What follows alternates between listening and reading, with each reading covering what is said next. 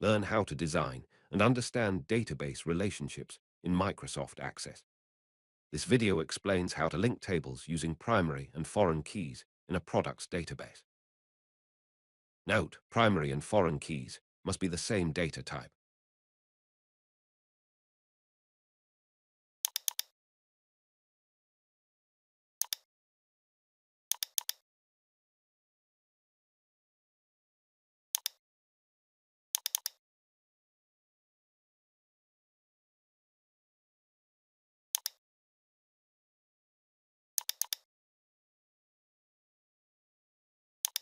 Now, I'm going to create a relationship between these tables.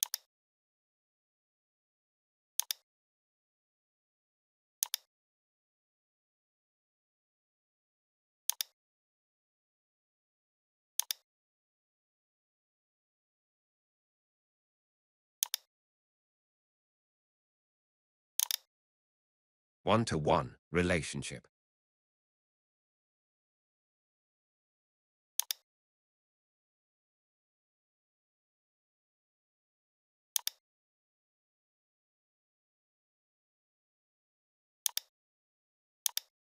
One-to-many relationship.